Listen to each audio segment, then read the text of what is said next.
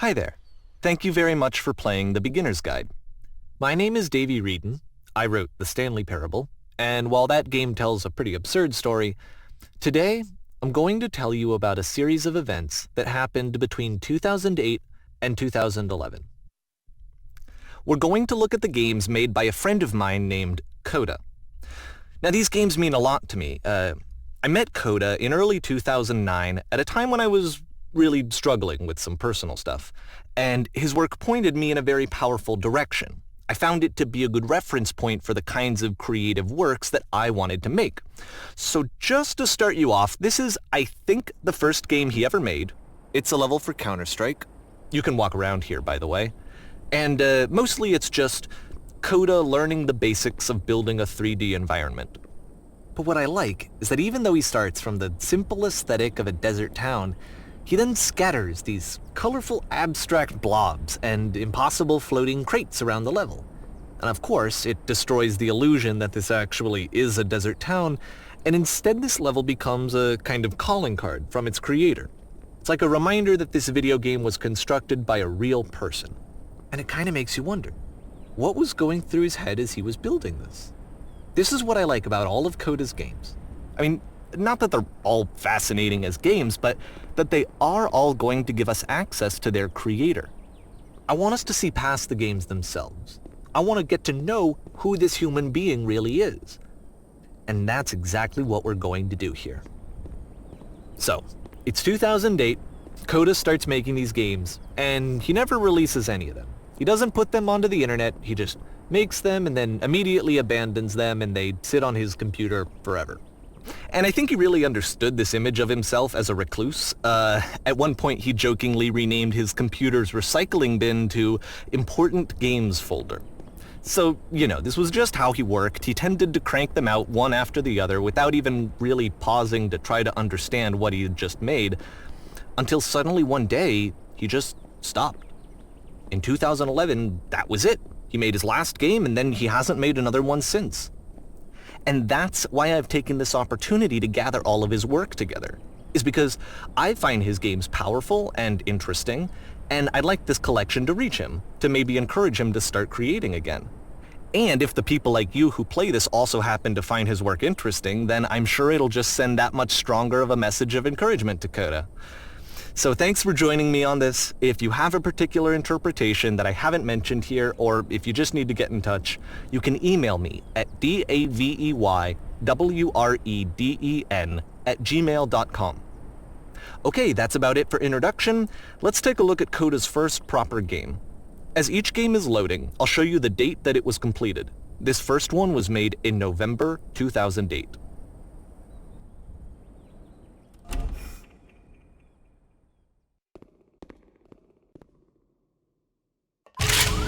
Warning. Whisper machine active. Shift destruction imminent. This game is called Escape from Whisper, and it's one of the more generic games you'll see from Coda.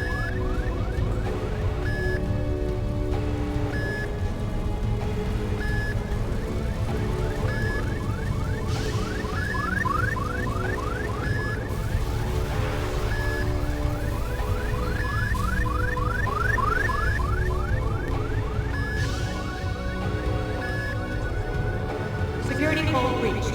Hostile alien life forms inbound. It kinda looks like this game was abandoned mid-development. For instance, you have this gun, which you'd think would indicate that there are supposed to be monsters or enemies somewhere, but then clearly there are no enemies anywhere. You can't even reload the gun when you run out of bullets. But ultimately we don't really know. Maybe Coda thought that actually it was complete the way that it is. And I think that we should talk about his games for what they are, rather than for what they're not. Enemy force neutralized. Begin ship evacuation. I love how you can see the bottom of the universe from this room.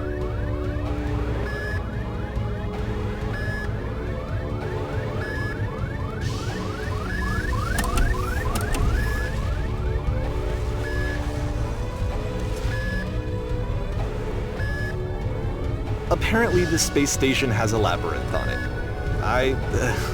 Sure, I don't know. There's really no reason for it that I've ever been able to discern, so in the interest of time, I'm just gonna skip you on past it.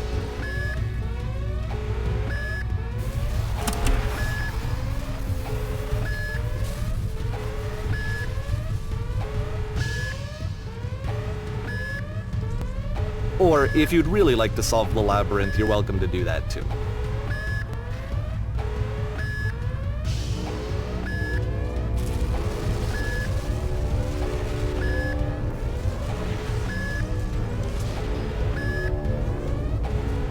Okay, this is the part that's interesting. The game has this narrative about the whisper machine and how it has to be turned off, and then you get to the engine room.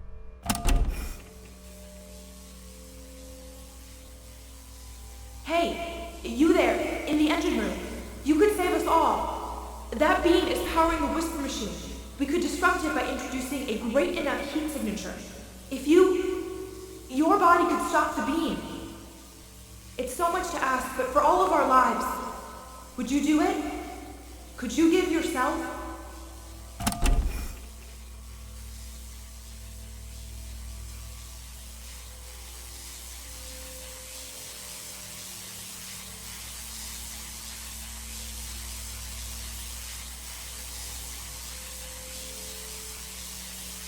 This is not a branching point, unfortunately. The only option is to step into the beam.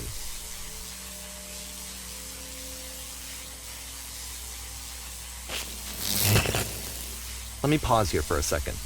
What you just experienced, stepping into the beam and then dying, is probably what Coda had initially intended when he was developing this level. But when he first compiles and plays it, something goes wrong. There's a bug somewhere. And this is what happens instead.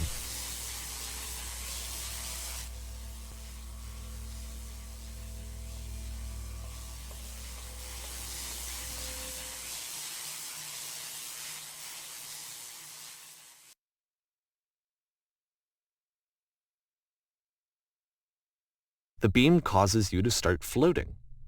And this is an important moment for him.